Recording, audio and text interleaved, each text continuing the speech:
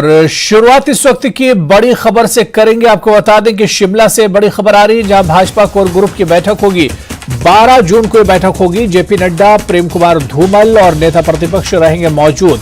बैठक में लोकसभा चुनावों को लेकर चर्चा हो सकती है। सभी लोकसभा क्षेत्रों के प्रत्याशियों पर भी चर्चा होने की संभावना। बैठक में कोर ग्रुप के सभी सदस्यों के मौजूद रहने की भी उम्मीद है। इस बार कोर ग्रुप की बैठक हमीरपुर में होगी। नड्डा 12 जून को नूरपुर में बने बीजेपी के कार्यालय का उद्घाटन भी करेंगे। तो आपको बताते चलें कि शिमला से बड़ी खबर है, जहां भाजपा कोर ग्रुप की बैठक 12 जून को होगी। जेपी नड्डा, प्रेम कुमार धूमल और नेता प्रतिपक्ष भी इस मीटिंग में मौजूद रहेंगे। बैठक में लोकसभा चुनाव को लेकर चर्चा हो सकती है। सभी लोकसभा क्षेत्रों के प्रत्याशियों पर भी चर्चा होने की संभावना है। तो काफी important meeting BJP core group की 12 तारीख को होने वाली है। 12 जून को बैठक होगी और इस मीटिंग पर और चर्चा करने के लिए हमारे सहयोगी राजेंद्र हमारे साथ शिमला से जुड़े हुए हैं। राजेंद्र, जिस तरह से खबर आ रही है, पहले खबर थी कि जेपी नड्डा 12 जून से हिमाचल के दौरे पर आ रहे हैं और अब यह खबर आ रही है कि भाजपा कोर ग्रुप की भी बहुत इंपॉर्टेंट बैठक 12 जून को होने वाली है। क्या कुछ इशारे इस बैठक को लेकर मिल रहे हैं? बिल्कुल अबू, 12 तारीख को हमीरपुर में ये बैठक होने वाली है। बड़ी बात यह है कि हमीरपुर संसदीय क्षेत्र में लंबे समय के बाद कोर ग्रुप की बैठक हो रही है, तो ऐसे में काफ़ी महत्वपूर्ण ये बैठक होने जा रही है और हमीरपुर में ही ये बैठक होगी। और भाजपा के राष्ट्रीय अध्यक्ष जेपी नड्डा इसमें शामिल होंगे, उनकी अध्यक्षता में बैठक होने वाली है। इसके अलावा हिमाचल प्रदेश के सभी दिग्गज नेता भाजपा के इस बैठक में शामिल होने वाले हैं, चाहे वो पूर्व मुख्यमंत्री अगर कहें प्रेम कुमार धूमल हो या फिर पूर्व मुख्यमंत्री और नेता प्रतिपक्ष जयराम ठाकुर हो, और भाजपा के तमाम जो पिछले 3 प्रदेश अध्यक्ष हैं, सतपाल सत्ती, बिंदल और अभी वर्तमान में सांसद सुरेश कश्यप, वो भी इस बैठक में मौजूद रहेंगे। इसके अलावा तीनों महामंत्री बैठक में मौजूद रहने वाले हैं। तो काफ़ी बड़ी ये बैठक और विस्तृत बैठक ये रहने वाली है। लोकसभा चुनावों की तैयारियों को लेकर इसमें चर्चा हो सकती है और संभावित प्रत्याशियों के ऊपर भी चर्चा होने की संभावना है। हालांकि ये काफ़ी शुरुआती अभी दौर है लोकसभा चुनावों में, अगर प्रत्याशियों के नज़रिए से हम चर्चा करें, लेकिन चर्चा ज़रूर हल्की फुल्की होने वाली है कि किस लोकसभा क्षेत्र में कौन सा प्रत्याशी सुटेबल हो सकता है। इसके अलावा क्या फैक्टर्स रह सकते हैं हिमाचल प्रदेश के, अगर लोकसभा चुनाव होते हैं तो हिमाचल प्रदेश में चुनावों के दौरान क्या फैक्टर रह सकते हैं। राष्ट्रीय मुद्दे एक तरफ होंगे, लेकिन जो स्थानीय मुद्दे होंगे, प्रदेश के मुद्दे होंगे, उनके ऊपर भी कहीं ना कहीं इम्पैक्ट ज़रूर इन चुनावों में रहेगा। तो ऐसे में उन मुद्दों के ऊपर भी चर्चा रह सकती है और आगे की जो कार्यक्रम भाजपा के रहने वाले हैं लोकसभा चुनावों तक, उन तमाम इश्यूज़ के ऊपर चर्चा होने की भी इस बैठक में संभावना है। जेपी नड्डा के दौरे की हम बात करें तो काफ़ी अहम ये दौरा रहने वाला है और चुनावों के बाद इस बार अब लंबे समय के बाद जेपी नड्डा हिमाचल प्रदेश आ रहे हैं अपने गृह प्रदेश में। तो ऐसे में जो कार्यालय का वो उद्घाटन करेंगे, भव्य कार्यालय नूरपुर में बनाया गया है, वहाँ पर उसका उद्घाटन वहाँ पर किया जाएगा और तमाम जो कांगड़ा की सियासत है उसको भी टटोल कर नड्डा जाएंगे। इसके अलावा मंडी संसदीय क्षेत्र के कुल्लू में एक बड़ा कार्यक्रम है, रैली है जिसको वो संबोधित करेंगे। जिस प्रकार से पूरे देश में शेड्यूल बनाया गया है भाजपा की तरफ से, केंद्र सरकार के 9 साल पूरे होने के ऊपर अलग अलग कार्यक्रम तय किए गए हैं, उसी का एक हिस्सा है कि उसी कार्यक्रम के तहत मंडी संसदीय क्षेत्र के कुल्लू में ये कार्यक्रम जनसभा होने वाली है और इस जनसभा के माध्यम से केंद्र सरकार के 9 सालों के ऊपर जो राष्ट्रीय अध्यक्ष जनता को संबोधित करेंगे और प्रदेश सरकार के ऊपर भी सवाल, क्योंकि अगर राष्ट्रीय अध्यक्ष कार्यक्रम को संबोधित करेंगे तो ऐसे में नेता प्रतिपक्ष भी वहां मौजूद रह सकते हैं और तमाम भाजपा के स्टेट लीडरशिप वहां पर मौजूद रहेगी और प्रदेश सरकार के ऊपर सवाल भी इस कार्यक्रम में उठाए जा सकते हैं। तो ऐसे में हम कह सकते हैं कि जो लोकसभा चुनावों की तैयारियां हैं वो हिमाचल प्रदेश में भी शुरू हो गई हैं पूरे देश के साथ। और भाजपा तो बिल्कुल राजेंद्र, जिस तरह से बीजेपी की भाजपा की कोर ग्रुप बैठक 12 जून को होने वाली है, तो कहीं ना कहीं अभी से बीजेपी की जो नजर है वो लोकसभा चुनाव पर टिकी हुई है, क्योंकि जेपी नड्डा भी हिमाचल प्रदेश के दौरे पर आ रहे हैं और मौका भी है। इस वजह से जो जितने सीनियर लीडर हैं बीजेपी के वो तमाम ही इस बैठक में मौजूद होंगे। लेकिन राजेंद्र, अगर 2019 की बात करें, लोकसभा चुनाव की और अब 2024 की, क्योंकि 2024 में लोकसभा चुनाव होने वाले हैं, तो तस्वीर बहुत अलग है। राजेंद्र, 2019 में बात करते हैं, हिमाचल में खुद सत्ता में बीजेपी थी, उसे बहुत ज्यादा कहा जाए कि मेहनत करने की जरूरत नहीं थी और हिमाचल की तमाम लोकसभा सीटों पर बीजेपी को जीत हुई थी। लेकिन अब तस्वीर बदली हुई है और शायद यही वजह है कि इतना पहले से और इतनी जल्दी बीजेपी ने एक तरह से लोकसभा चुनाव को लेकर तैयारियां शुरू की हैं।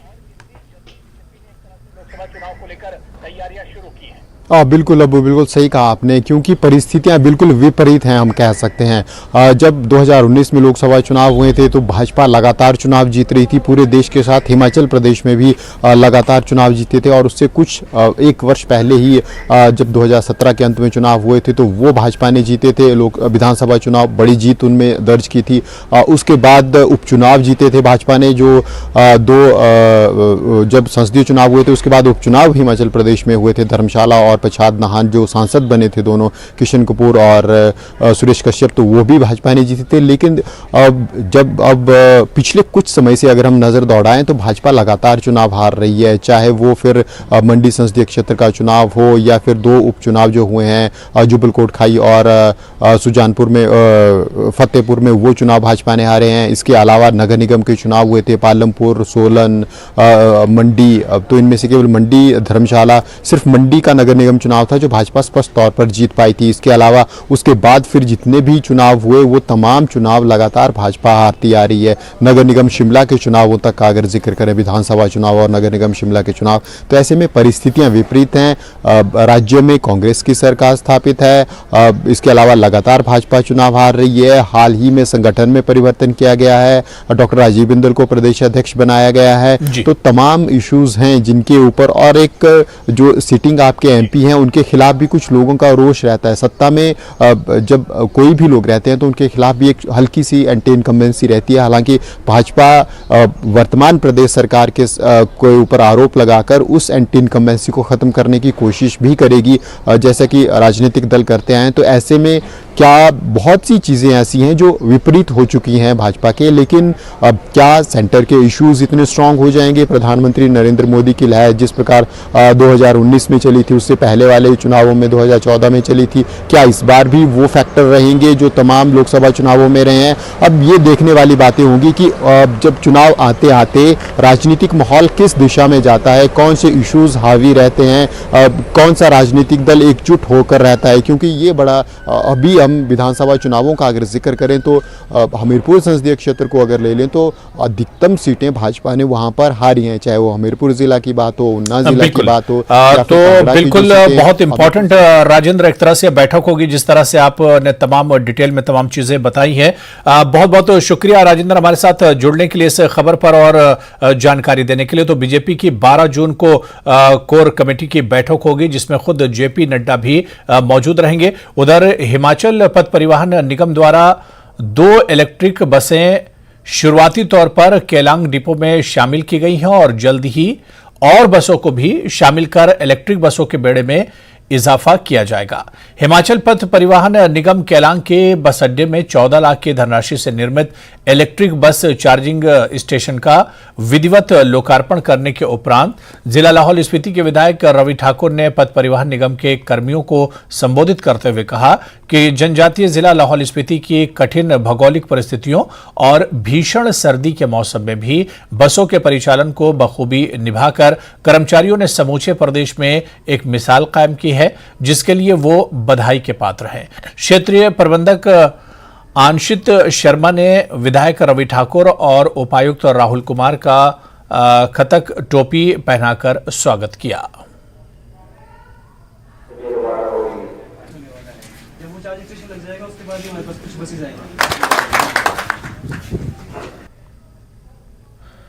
जिला लाहौल स्पीति में विश्व साइकिल दिवस के अवसर पर कई प्रोग्राम आयोजित किए गए। लाहौल साइकिल एसोसिएशन द्वारा केलांग बस अड्डे से विश्व साइकिल दिवस पर पर्यावरण संरक्षण और संवर्धन तथा स्वास्थ्य जागरूकता को लेकर साइकिल रैली का आयोजन किया गया। विधायक रवि ठाकुर ने साइकिल दल को हरी झंडी दिखाकर केलांग बस अड्डे से 15 किलोमीटर स्टेंगरी हेलीपैड की ओर रवाना किया। 10,050 फुट से भी अधिक ऊंचाई वाले इस क्षेत्र में साइकिल रैली के आयोजन में 20 के करीब युवाओं और बच्चों ने भाग लिया। विधायक रवि ठाकुर, आयुक्त लाहौल स्पीति राहुल कुमार और सहायक आयुक्त ने भी साइकिल चलाकर लोगों को साइकिल चलाने की प्रेरणा दी। साइकिलिंग दिवस आज मनाया जा रहा है पूरे दुनिया के अंदर, और मैं ये समझता हूँ कि ये एक ऐसा साइकिलिंग एक ऐसी चीज़ है जो कि आपकी सेहत को बहुत अच्छा रखता है, और एक ये स्पोर्ट भी है, क्रीड़ा का भी भाग है। और ख़ास तौर से हमारा लाहौल स्पीति का इलाका, यहाँ पर पूरे विश्व भर से भी लोग आए हैं और पहले क्रॉस कंट्रीज भी हुई है यहाँ पर। हम इनका हमेशा समर्थन देते हैं। आज प्रशासन से जिलाधीश महोदय भी आए हैं यहाँ अपनी टीम के साथ, और इनको प्रोत्साहन देने के लिए हमेशा धनराशि भी मुहैया कराते हैं और आगे भी इनकी पूरी मदद करेंगे। खास तौर से हमारे लाहौल के जितने भी यहाँ पे उदयपुर ब्लॉक है, हमारा केलोंग ब्लॉक है, स्पीति ब्लॉक है, तीनों ब्लॉक से जितने भी युवा हैं इसमें बारंबार भाग लेते हैं। और ये पहाड़ी आपको नजर आ रही है सामने, इसको क्रॉस करके भी पीछे तक गए हैं लोग। हिमाचल प्रदेश के दूसरे सबसे बड़े मेडिकल कॉलेज टांडा में आज से करीब 7 साल पहले तत्कालीन वीरभद्र सरकार में मंत्री रहे और नगरोटा बगवां के विधायक दिवंगत नेता CS बाली एक विशेष योजना के तहत मदर केयर हॉस्पिटल लेकर आए थे। इसका मकसद प्रसव पीड़ा के तहत आने वाली गर्भवती महिलाओं को दर बदर न भटकना पड़े, साथ ही नवजात बच्चों को हॉस्पिटल के अंदर ही प्राथमिक स्तर पर सुरक्षित स्वास्थ्य सुविधाएं मिल जाएं। GS बाली आज भले ही इस दुनिया में न हो, मगर करीब 7 साल के लंबे अंतराल के बाद उनको सपनों की उस योजना को आज न केवल पंख लग चुके हैं, प्रदेश की मौजूदा सुक्खू सरकार ने इस मदर चाइल्ड हॉस्पिटल का नामकरण श्री GS बाली मदर चाइल्ड हॉस्पिटल रखने का फैसला कर लिया है, जिसके लिए बाकायदा सरकार ने नोटिफिकेशन भी जारी कर दी है। जानकारी के मुताबिक इस हॉस्पिटल को लोक निर्माण विभाग ने करीब 40 करोड़ रुपयों की लागत से तैयार किया है। इस हॉस्पिटल के अंदर 200 बिस्तरों की व्यवस्था की गई है। इसी तरह आप देख रहे होंगे कि हमारी बहुत सारी बिल्डिंग्स अपकमिंग हैं, और उसमें से एक बिल्डिंग है वो है MCH mother and child hospital, और सरकार ने एक अधिसूचना जारी की है जो मैं आपके साथ शेयर करना चाहता हूं। और उस अधिसूचना के अनुसार इस 200 bedded mother and child hospital का नाम Shri GS Bali mother and child hospital रखा गया है। ये भवन, ये जो 200 बेडेड भवन है, ये हमारे को एक स्कीम थी जो 2016 में हमारे को सैंक्शन हुई थी। इसकी टोटल लागत बिल्डिंग की 40 करोड़ रुपया है, और ये काम जो है वो PWD जो है वो उसकी एग्जीक्यूटिव एजेंसी है। काम तेज़ी से चला हुआ है और हमें उम्मीद है कि ये शीघ्र ही ये काम पूरा हो जाएगा। और इसी दौरान हमारे को विभिन्न उपकरण जो इस संस्थान को चलाने के लिए चाहिए वो भी आ गए हैं, और उन सब उपकरणों का इंस्टॉलेशन ग्रेजुअली हमने चालू कर दिया है। हम ये चाहते हैं कि ये सामान जो आ रहा है वो जल्दी से जल्दी यहाँ लग जाए, और हमें उम्मीद है कि अतिशीघ्र ये संस्थान सुचारू रूप से चलने लगेगा। कुल्लू पुलिस ने नशे के खिलाफ अभियान के तहत मणिकर्ण घाटी के जरी में 1 किलो 207 ग्राम हशीश ऑयल की पहली खेप बरामद की है।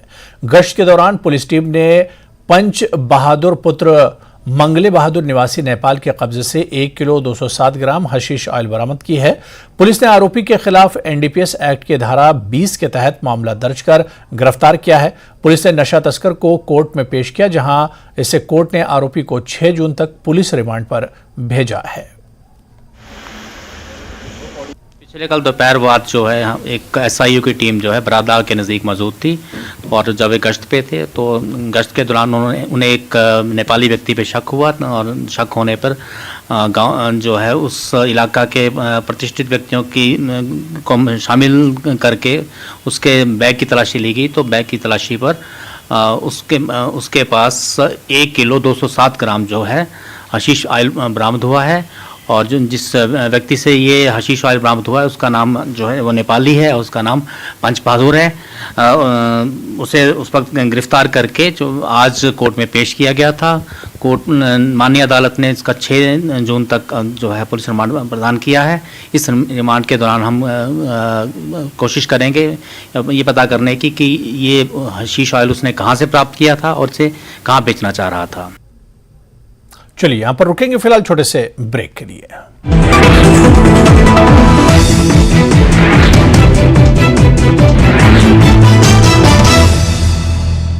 के साथ हुई मुठभेड़ के बाद मेढर में भी बढ़ाई गई सुरक्षा। विभिन्न इलाकों में जम्मू कश्मीर पुलिस और अन्य सुरक्षा बल नाके लगाकर वाहनों की ले रहे हैं तलाशी। जम्मू कश्मीर के लेफ्टिनेंट गवर्नर मनोज सिन्हा ने वीडियो कॉन्फ्रेंसिंग के जरिए श्री अमरनाथ की प्रथम पूजा में की शिरकत।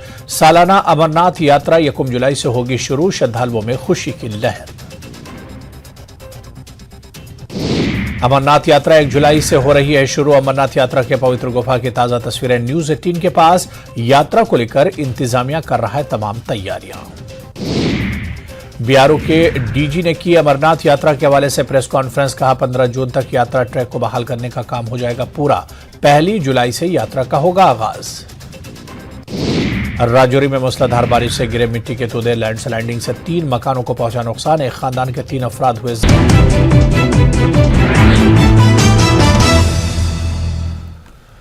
ब्रेक और आगे बढ़ेंगे। डॉक्टरों ने पेन डाउन स्ट्राइक वापस ले ली है। सीएम से बैठक के बाद उन्होंने ये स्ट्राइक वापस ली। सीएम ने डॉक्टरों को उनकी मांगें पूरी होने का भरोसा दिया है।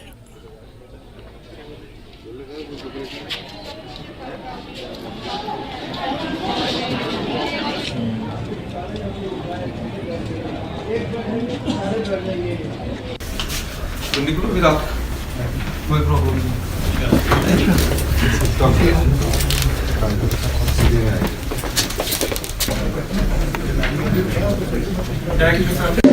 तो कंफ्यूजन ये था कि जो कॉन्ट्रैक्ट पर लगे हुए हमारे डॉक्टर हैं उनका भी एनपीए बंद हो गया है।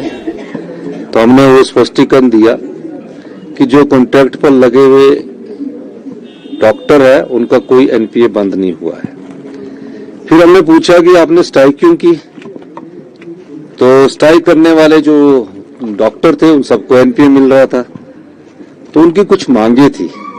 उन सब मांगों के बारे में हमने विचार विमर्श किया, जिसमें जो प्रिंसिपल्स को पावर्स की बात है उस संदर्भ में हमने नीतिगत फैसला किया है कि उसको कॉलेज के देर रूटीन्स के काम चलाने के लिए फैसला किया कि उनको उस पावर को डेलीगेट किया जाएगा। दूसरा, कुछ कैडर का इश्यूज है, उस कैडर के इशू में प्रमोशंस के इशू से एफिलेटेड है, उसको भी सरकार ने कहा है कि हम इसको जो भी उसमें गलतियां हैं उसमें सुधार करके उसमें आगे बढ़ा जाएगा, डीपीसी की जाएगी। और तीसरा इशू हेल्थ मेडिकल कारपोरेशन में बात सही भी है कि जो हमने हेल्थ मेडिकल कारपोरेशन बनाया उसमें तो जो हमारे डॉक्टर हैं उनको एक्सपर्ट उनको किस चीज की जरूरत है उनको उस कमेटी में शामिल किया जाएगा। एनपीए के मुद्दे में हमारी विस्तार से चर्चा हुई। जैसे माननीय मुख्यमंत्री जी ने कहा कि आपकी जो मांग है ये जायज है और हम इसको कंसीडर करेंगे और इसमें कोई भी जो है इससे किसी को भी आहत नहीं होगा या किसी को भी हानि नहीं होगी। तो जैसे सरकार ने बोला है तो हम अगर जल्दी से इसकी अधिसूचना जो है डी नोटिफाई करके हमारे पक्ष में ली जाती है तो हम अपनी स्वास्थ्य सेवाएं सुचारू रूप से देंगे और दे भी रहे हैं हम। और बाकी मांगों के बारे में जो भी हमने विस्तृत से इसकी जानकारी दी, चर्चा हुई, तो उसमें माननीय मुख्यमंत्री जी का एक रवैया था कि एक आश्वासन भी था और उन्होंने इनको माना है कि जो डिपार्टमेंट से रिलेटेड जो भी चाहे हेल्थ कॉर्पोरेशन की बात है, चाहे restructuring of the department cadre separation की बात है या जो भी और प्रिंसिपल्स और एमएस की पावर्स की बात है, तो माननीय मुख्यमंत्री जी ने इस बात को हमारे पक्ष में लिया है कि वो भी चाहते हैं कि जो स्वास्थ्य विभाग इतना बड़ा विभाग है यहाँ भी एक काम जो सुचारू रूप से हो और जो लोगों का जो विश्वास है एक डॉक्टर के ऊपर वो बना रहे। और सरकार की भी जो नीतियां हैं हम डॉक्टर काम करके एक लोगों के प्रति उसको एक आगे दे पाए। हम जब सरकार ने बोल दिया, मुख्यमंत्री जी का कहना ही बहुत होता है, जब इन्होंने बोल दिया तो हमें स्ट्राइक को आगे जाने को चित्या नहीं। माननीय सुखविंदर सिंह सुक्खू जी का हम बहुत धन्यवाद करते हैं कि इन्होंने जो भी हमारी डिमांड्स थी, चाहे वो मेडिकल कॉलेज की थी, चाहे वो हमारे डिस्ट्रिक्ट हॉस्पिटल्स में कार्य करने वाले जो हमारे मेडिकल ऑफिसर्स थी उनकी थी, उनको सुना और आगे के लिए भी इन्होंने हमें एश्योर किया है कि जब भी आपकी कोई समस्या हो तो आप सबसे पहले आके हमसे बात करें और जो भी आपकी जो बातें हैं, जो भी जायज बातें हैं, उनको हम सुनेंगे और उसको तुरंत, जैसे आज भी मीटिंग हुई तो इसमें जो भी काफी जो बातें इनके मानने वाली थी उनको इन्होंने तुरंत प्रभाव से माना है। बंद किए गए हिमाचल प्रदेश कर्मचारी चयन आयोग की जो परीक्षाएं विजिलेंस जांच के दायरे में नहीं है, उन परीक्षाओं के परिणाम जल्द जारी किए जाएंगे। सीएम सुक्खू ने कहा कि सरकार HPSSC हमीरपुर द्वारा आयोजित परीक्षाओं के लंबित परिणामों को शीघ्र घोषित करने के लिए हर संभव कोशिश कर रही है। सीएम ने कहा कि सरकार युवाओं के हितों को ध्यान में रखते हुए फैसले ले रही है और मेधावी और योग्य छात्रों के भविष्य से खिलवाड़ बर्दाश्त नहीं किया जाएगा। मिशन में गलत भर्तियां नहीं है, उसका रिजल्ट मेरे को लगता है कि बाकी सारे काम छोड़कर, मैंने कोई 25 दिन पहले इस कहा था, ये जो कमीशन के जो बच्चों ने पेपर दिया है जिनको रोजगार मिलना है, उस दृष्टिकोण से उनके रिजल्ट निकलने चाहिए। तो उन्होंने मुझे आश्वासन दिया कि हम जल्दी ही इनके रिजल्ट निकाल देंगे। सर, जो नया बोर्ड बनना है उसके लिए कोई टाइम? देखिए, उसमें दीपक सानन जी के संदर्भ में कमेटी बनी है। हम चाहते ट्रांसपेरेंट मैनर्स हो, किसी बच्चे के साथ अन्याय ना हो और जिस प्रकार की भर्तियां पिछले 5 साल में हुई उससे ऊपर उठकर आगे बढ़ा जाए। डिप्टी सीएम मुकेश अग्निहोत्री ने केंद्र सरकार पर हिमाचल प्रदेश के विकास को रोकने के लिए साजिश रचने का आरोप लगाया है। उप मुख्यमंत्री ने कहा कि केंद्र सरकार की तरफ से हिमाचल प्रदेश के कर्ज की सीमा को घटाया जाना एक बड़ी साजिश है।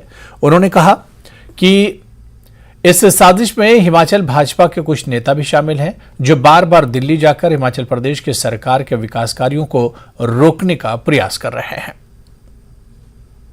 भारतीय जनता पार्टी और केंद्र दोनों ये चाहते हैं कि इसमें रुकावटें पैदा की जाए और जो हमारी कर्ज की सीमा है उसको घटाया जा रहा है। ये एक केंद्र प्रायोजित षड्यंत्र है, केंद्र प्रायोजित षड्यंत्र है और उसमें हिमाचल भाजपा के कुछ नेता शामिल हैं जो दिल्ली को जाके बार बार ये मैसेज दे रहे हैं कि हिमाचल प्रदेश सरकार को जो है वित्तीय तौर पे परेशान करो और उनमें कटौतियां करो। तो उसके चलते जो है उन्होंने जो पूर्व शासन में 14,500 करोड़ की कर्ज की लिमिट थी उसको 9,000 करके जो है एक बहुत ही गलत कदम उठाया है।